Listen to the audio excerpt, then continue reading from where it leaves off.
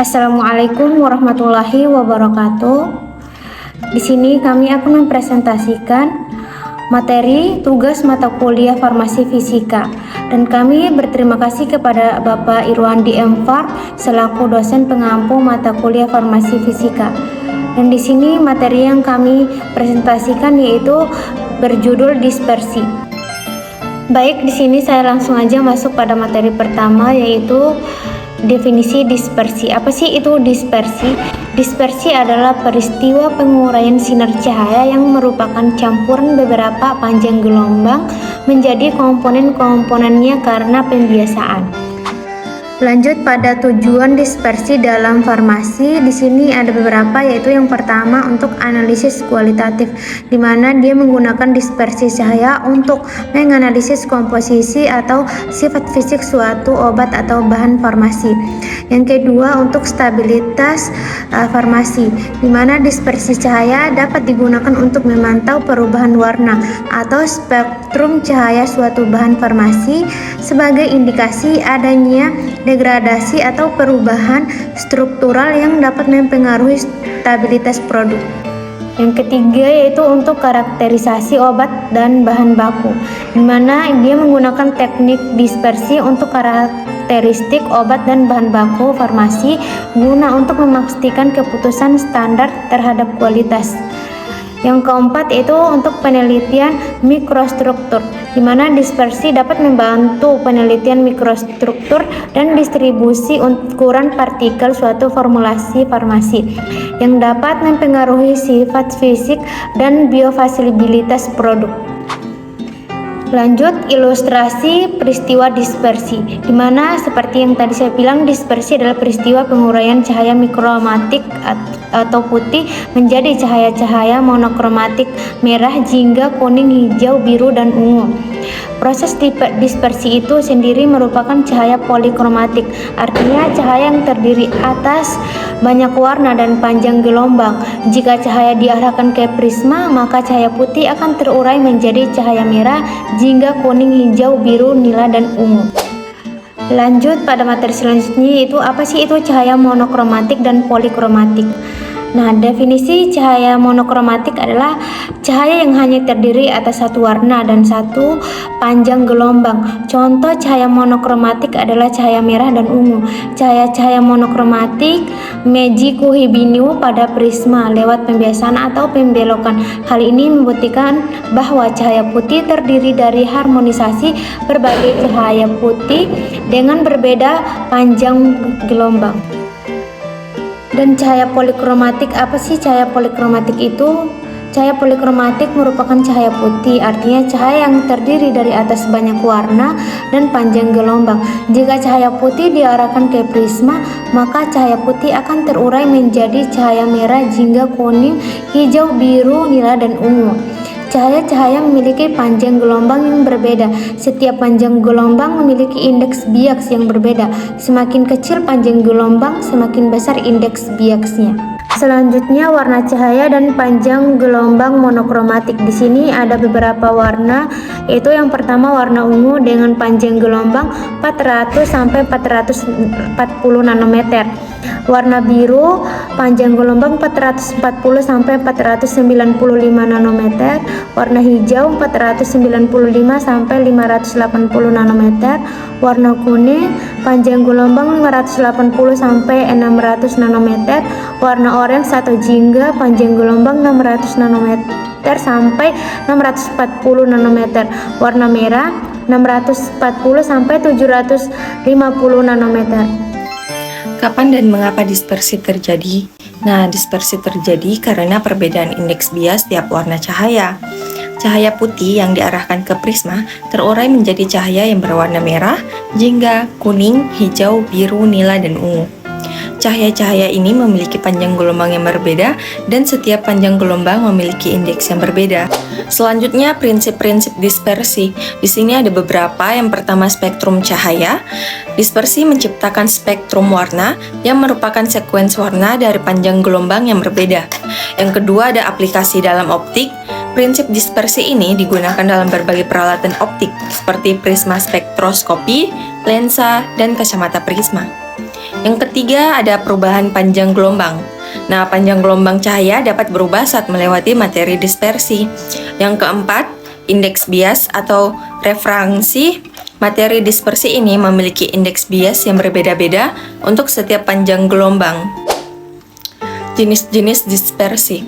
Di sini ada 3 jenis dispersi. Yang pertama, dispersi kasar atau suspensi. Adalah campuran heterogen antara medium pendispersi zat cair dengan fase yang terdispersi. Contohnya yaitu campuran kapur atau CO3 dengan air.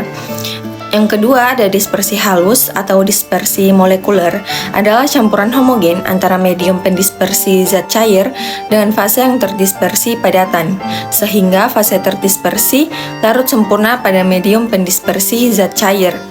Yang ketiga ada dispersi koloid. Dispersi ini merupakan sistem dispersi yang berada di antara dispersi kasar dan dispersi halus. Dispersi ini pada dasarnya adalah campuran heterogen, contohnya yaitu agar-agar.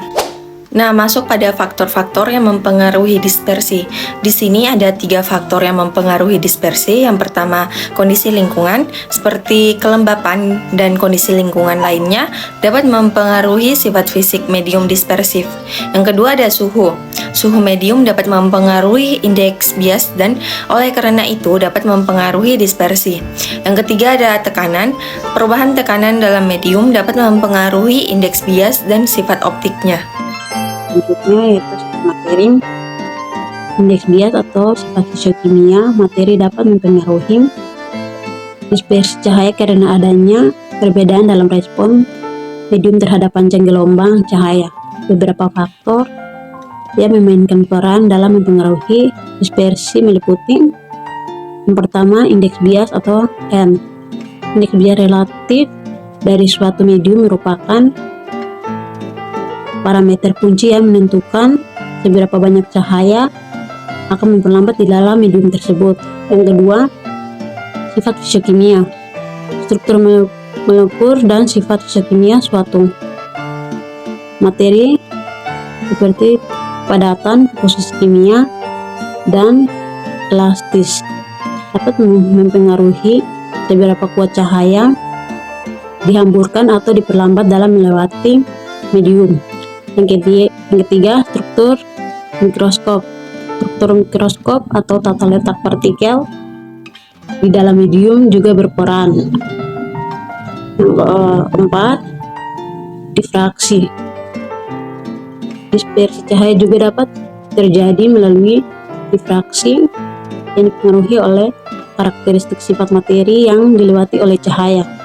Dan berikut panjang gelombang. Panjang gelombang mempengaruhi dispersi cahaya dalam medium. Dispersi adalah perubahan indeks bias cahaya dengan panjang gelombang. Dalam firma, misalnya cahaya dengan panjang gelombang yang lebih pendek biasanya memiliki indeks bias yang lebih tinggi, menyebabkan pemisahan warna saat cahaya melewati rimas. Ini dikenal dengan dispersi cahaya. Yang berikut medium.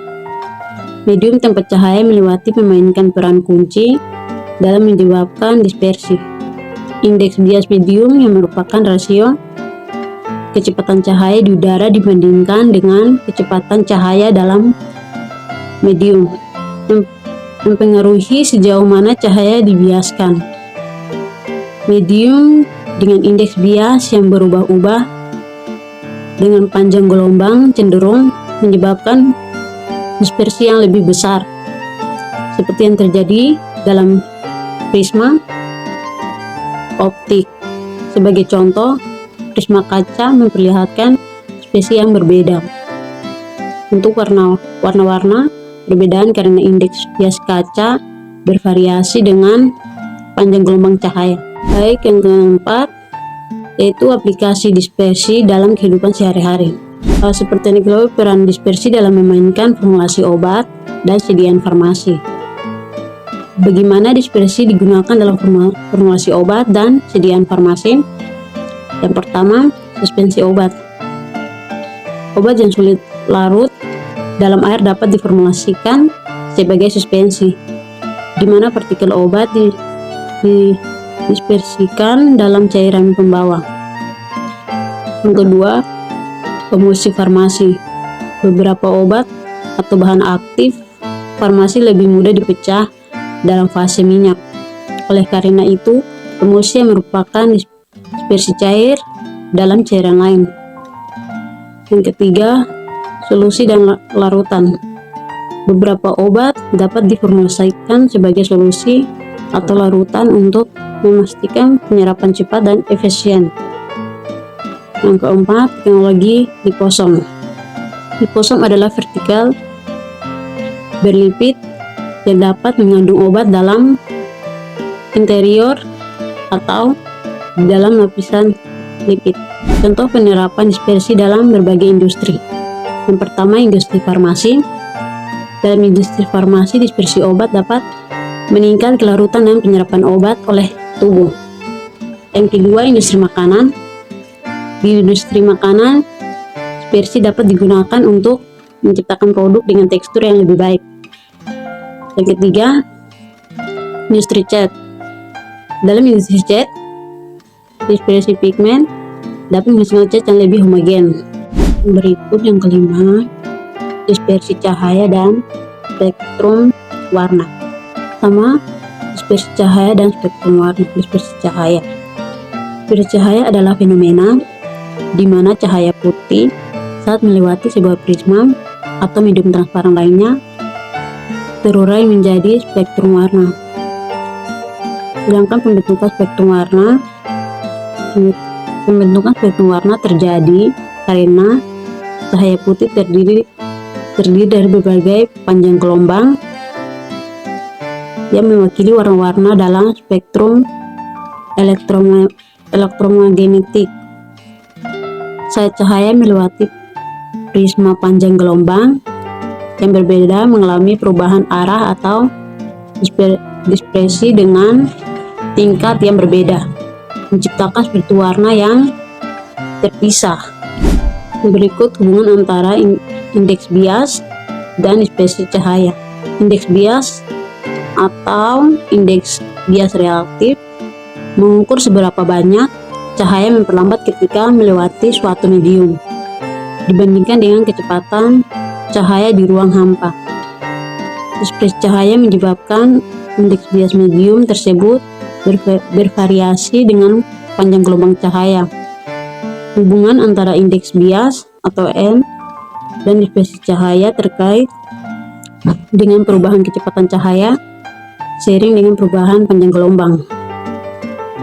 Jadi, dispersi cahaya dan indeks bias saling terkait. Dan memahami perubahan satu parameter dan memberikan wawasan tentang sifat optik suatu medium. Contoh dispersi dalam kehidupan sehari-hari. Salah satu contoh umum dari dispersi cahaya adalah ketika cahaya putih matahari melewati tetesan air hujan. Di udara, proses ini menciptakan pelangit, di mana cahaya terurai menjadi spektrum warna yang terlihat. Panjang gelombang yang berbeda dari cahaya mengalami dispersi berbeda saat melewati tetesan air, menciptakan warna-warna terpisah.